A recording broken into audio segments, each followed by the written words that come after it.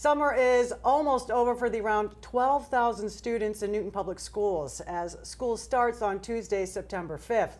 Joining me in the studio is Dr. Nolan, Newton's new Superintendent of Public Schools, to talk about the upcoming year. Welcome, Dr. Nolan. I appreciate you coming in. Thanks for having me. Welcome to Newton. Thank you. So you started on July 1st, but I'm sure you started much earlier preparing. But let's get a little bit of some background on you for those who haven't met you or read about you as of now. You started in education about 25 years ago? Yeah, more or less. More or less. What made you decide to get into education?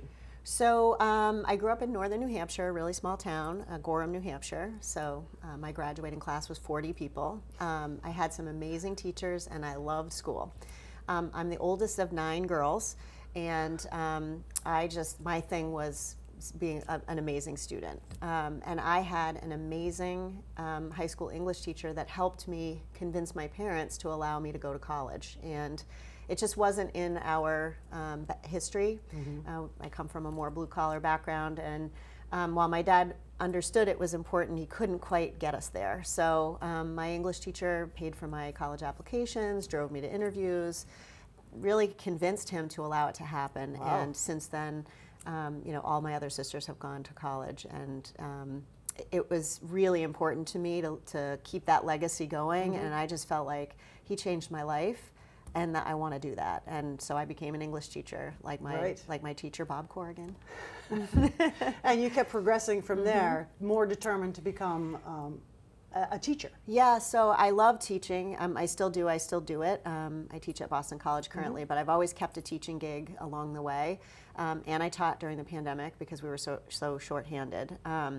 So I love that teaching piece, but there was a time when I had a principal that was not highly effective, and it really affected the morale of the building and the way that I felt about the profession.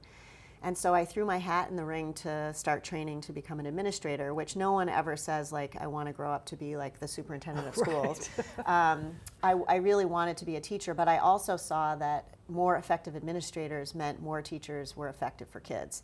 So I jumped into being an administrator, and that's when I went to the Natick Public Schools, and I've been there for 20 years as an administrator, vice principal, principal of a middle school, and then curriculum soup, and then superintendent.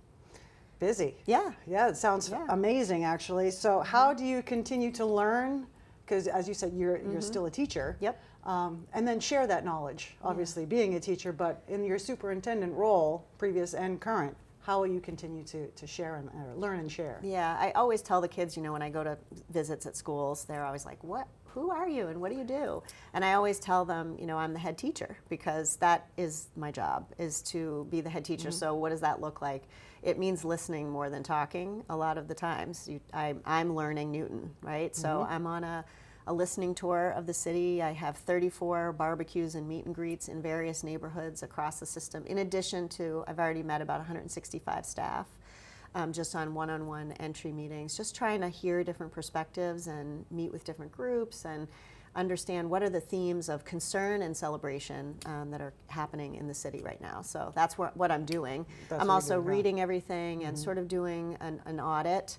It's an opportunity when a new superintendent comes in to kind of look at all the programs and the products and the curriculum and just match it up against the regional and national standards, and I'm doing that, and I'll present an entry plan that summarizes all of it in like mid-October to the school committee. So what have you learned speaking with the different teachers, students, anyone who's out there that you're listening or reading about? What have you learned? What's the main topic? Well, first of all, I also led a district through the pandemic, and it was like my family. I was there 20 years, and it was exhausting and hard, and it takes a toll on everyone.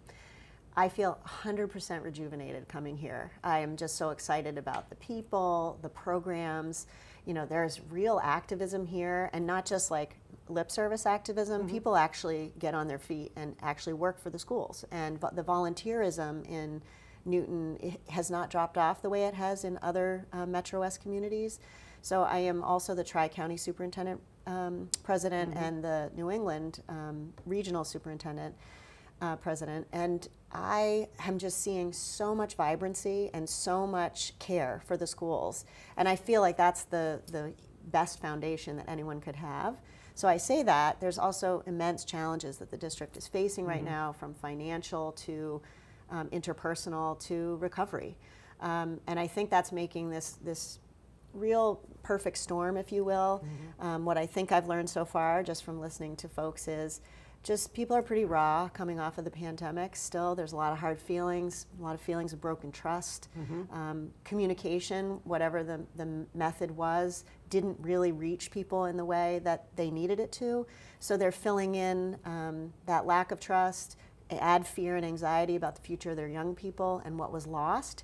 And there's real anger and real misinformation that gets sorted through. So it seems that a communication strategy that seeks to address those missing pieces of information, real transparency, just continued frontline time with the community is necessary.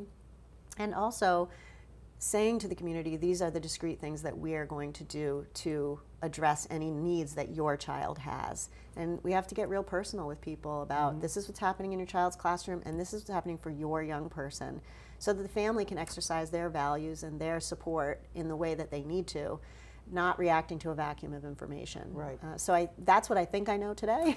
I'll come back to you and let you know if that changes. I also feel like teachers are, in general, the profession's taken a pretty big hit in terms of how people perceive our profession. There was like this beautiful moment, like in the pandemic, where everyone got to see us teach live, and it was like the moment I had waited for my whole career. Right. Like people really knew what the expertise was and really got what teachers did, but then it went down from there because there were just so many decisions to be made in the pandemic that nobody liked, including all of us.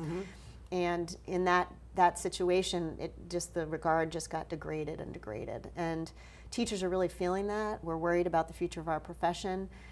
So enter for Newton, we're in contract negotiations. Yes. A contract is a way that you show what you value about your teaching profession, but we're also in this very difficult space of we want to make sure our budget is sustainable so that we're not actually cutting staff out of our school family, if you will.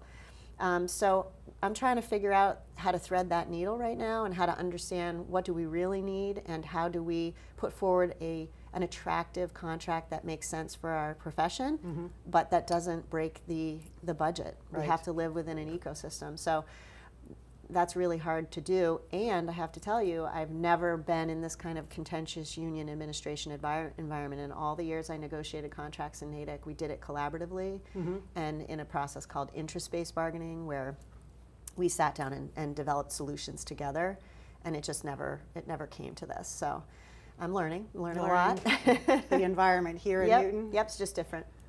Yeah, I must say from what I've read, this year has been very difficult for the teachers in terms of the contract negotiations. Yeah. So I guess we'll see what happens. Yeah. I have confidence, though, in all the parties that everyone wants what's best for kids. And honestly, that's my job, is to make sure that whatever we're doing serves those children well and they have no more disruptions. I mean, they've had enough in the last few years.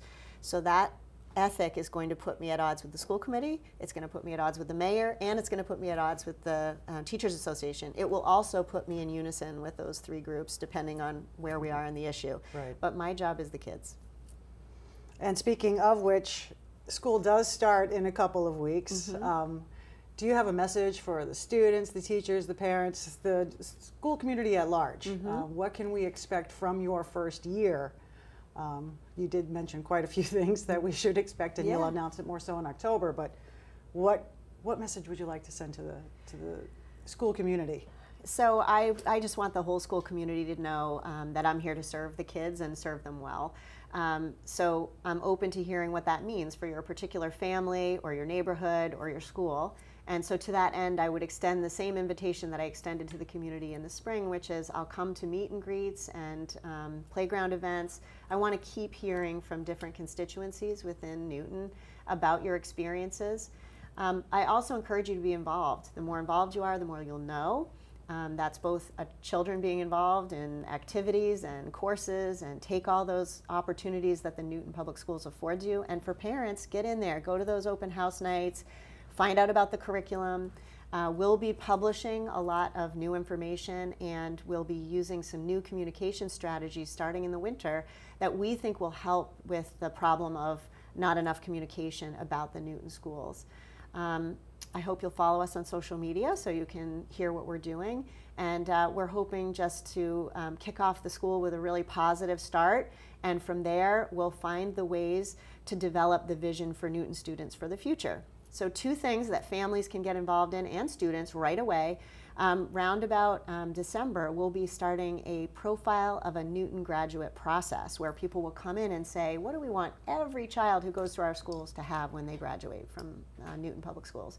And then the second piece is, after that, we'll be conducting a strategic planning process. So what are the main goals and the areas of focus that the school committee and the district should be working on? So that's going to be a lot of public participation. So if you're interested in that, we'd love to have you. We'll be doing during the day sessions for our kids so they can participate in that as well. Amazing. Sounds like a productive year that we're about to have. I think so, and it'll be super fun, and we'll be back on track after the pandemic. Sounds great. Well, thank you very much, Okay. Dr. Nolan, for coming in and sharing with us what's going to happen in the future, and I'm sure we'll be talking more. Thanks. All right. Newton News will be right back.